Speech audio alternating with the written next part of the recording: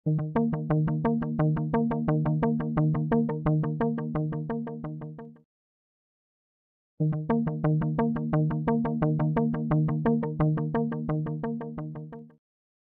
buwan na din ang nakalilipas matapos ang naging paghihiwalay ng celebrity couple na sina Gerald Anderson at Julia Barreto, ngunit patuloy ang pagkalat ng isyu na nag-uugnay sa mga ito. Ito nga ay matapos ang blind item na umano'y pagpapakalat ng Mulish Oso ng aktor sa kanyang sikat na nakarelasyong dalaga. Ayon nga sa blind item, binibida nito sa kanyang mga kaibigan ang nakaraan at pinagdaanan nila ng nasabing aktres. Kasama na nga dito ang mga nangyari sa kanilang dalawa noon silang dalawa ay nagsasama pa. Yes po, ayon sa blind item, nag-live-in ang nasabing aktres at aktor. Ayon pa kay Christy Ferman, ilang taon din nagsama sa iisang bubong ang mga ito, at siguradong last pag talaga ang inabot ni girl sa nobyong aktor.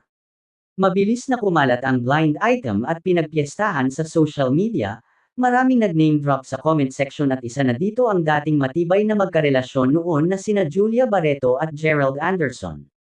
Napuno ng komento ang nasabing blind item, mabilis na kumalat ito at agad na nakarating sa aktres. Matapos nito, hindi na nakapagpigil si Julia Barreto at agad sinagot ang isyu patungkol dito. Yes, Gerald and I lived together under the same roof for almost a few years.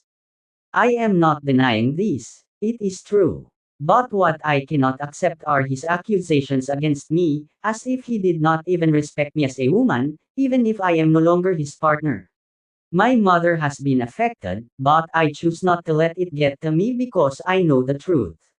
I would rather not engage with this issue anymore, but my mother encouraged me to speak up. I will not say anything more, that's it.